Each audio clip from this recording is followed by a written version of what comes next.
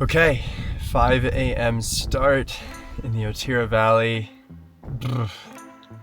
Gonna head up Mount Philistine, and I figure I've got about maybe 2.5 hours till sunrise, but we'll start seeing light in an hour and a half.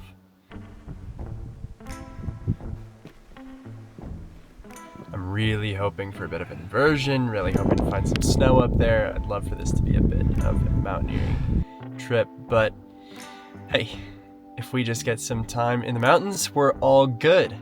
So we gotta start racing, otherwise, in typical photography fashion, it is going to get light before I want it to, where I don't want to be.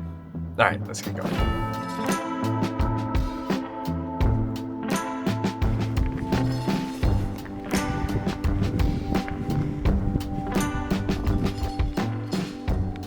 So I've made it to the part of the climb I really hope to make it to before the peak of sunrise. Not quite to the top, which it's always nice to spend sunrise on the top, but can't complain one bit. I mean, this is an absolute dreamland. I got all the conditions I was hoping for. I've just got nothing I could possibly complain about. What a beautiful, beautiful place.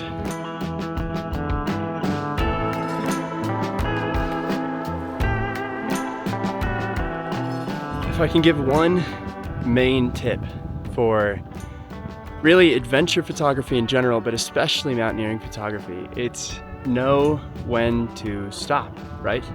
So that doesn't mean when to stop the adventure, but when to stop and shoot. It's easy to fixate on the summit or this idea you've had in your head about what you want to photograph, but light moves quickly up here, and if you over fixate, you'll lose your window in like seconds. So don't waste that time. Take what you get and what's given to you, because you're in a place that is more than willing to take more than it's willing to give. So yeah, if I can recommend absolutely anything, it's that. It's just to slow down, take your opportunities. There is beauty all along the way, and you have to remember that the finish line is not actually the subject.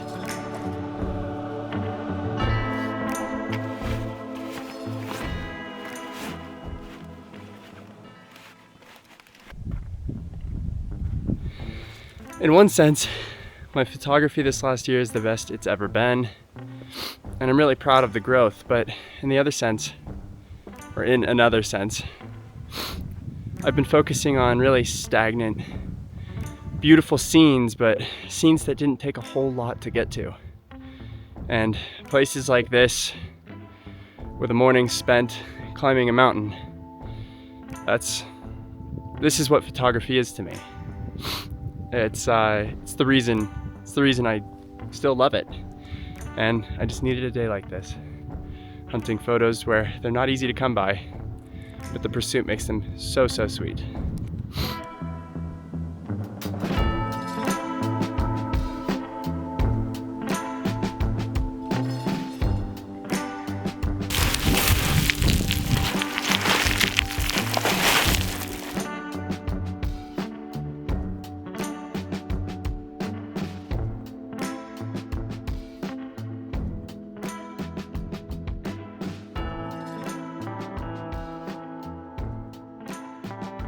So first off, what a great day in the mountains.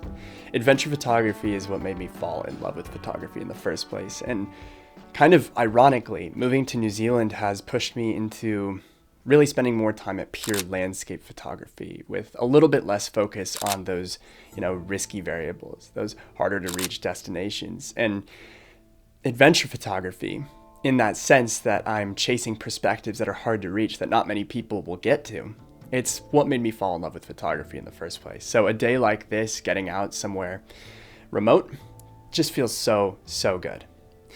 Now, I'm going to take 1 minute to go over a couple pieces of gear that make all the difference creatively on this kind of an outing. 1 minute only. And then I want to go over a couple of the photos that I got out of this trip that I truly like.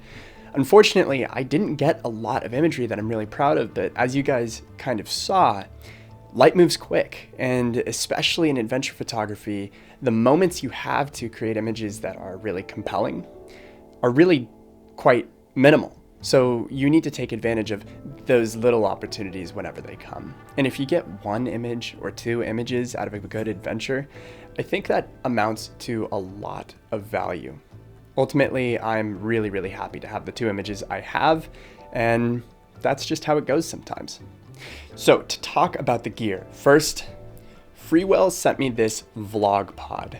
And at first I was hesitant to even really touch it or say yes to accepting it. All they really wanted was some constructive feedback. They didn't ask me to put it in a video or anything.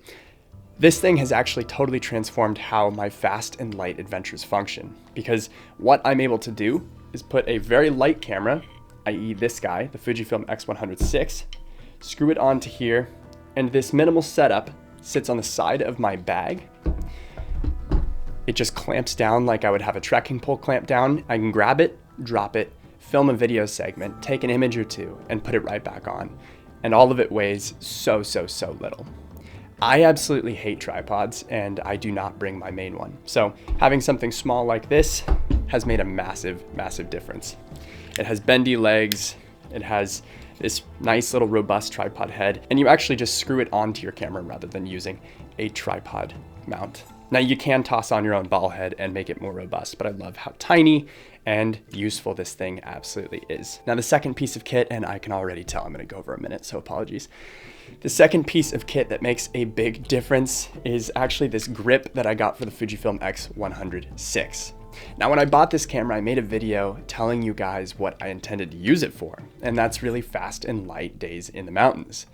Sure, it's a street photography camera, it's a designer camera, but it's also an incredibly powerful little video tool and high-end photo camera that packs down to a tiny weight.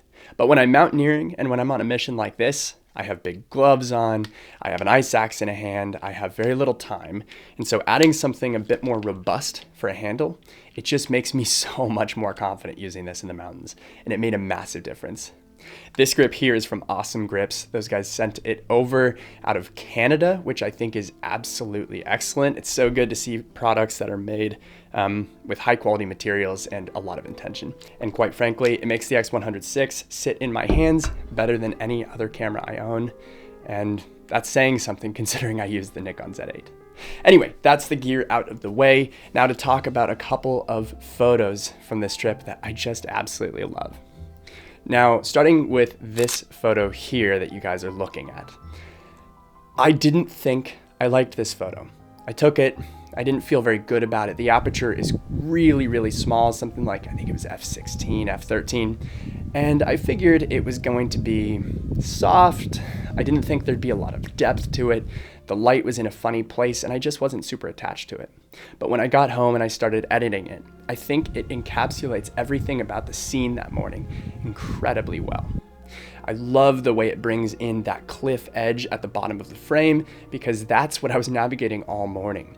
I got cliffed out multiple times, meaning I walked into a space where I couldn't walk any further because there was a cliff there and I would have not been able to continue. So I got cliffed out over and over again, and I love including a cliff in this photo because it helps me remember and show what it was like to navigate that terrain. Now the mountain in the distance somewhat swirling up into the horizon, I think that's, classic New Zealand and really classic Arthur's Pass. The mountains in Arthur's Pass are old, rotten mountains, disintegrating. Everything is really loose, and I hope that was shown to some extent in the video. It's uncomfortable terrain to move through, but it's just gorgeous. So this photo really covers that in a way that I'm actually quite proud of. Now this second photo that you're seeing here is actually one of the very first photos I took on this outing. I really desperately wanted to bring in the inversion effect that was going on in the valley. It's probably not much of an inversion so much as a fog bank that was rolling through, but it had that beautiful sort of ethereal effect that inversions often have. The clouds were moving really quickly, the light was incredibly dim, and I knew that by the time sunrise was really finished, that fog bank was probably going to be gone. So I was working to capture that as best I could with minimal light. In this case, the photo was taken with a very slow shutter speed, handheld, which I tend to feel really confident doing that with the Nikon Z8. I used a large aperture even though it was dark to just make sure that everything was as sharp as possible. And ultimately, I think I did about as well as I could to bring together that foreground with the tarn in it, the midground with the inversion fog bank effect, and the mountains in the background.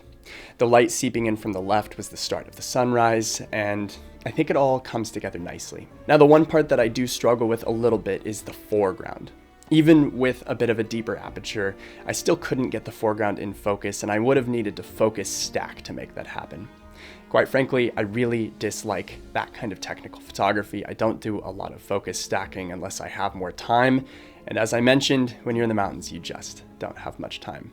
So I didn't focus stack here. I took the one frame, and when I got home, I wished I had maybe just taken those extra 10 seconds to set up a foreground shot that I could have blended in to make the full thing have a good degree of focus. That said, I'm still happy with the photo. It's pretty much what I envisioned before the trip, and coming away with something like that, I'm not horribly disappointed.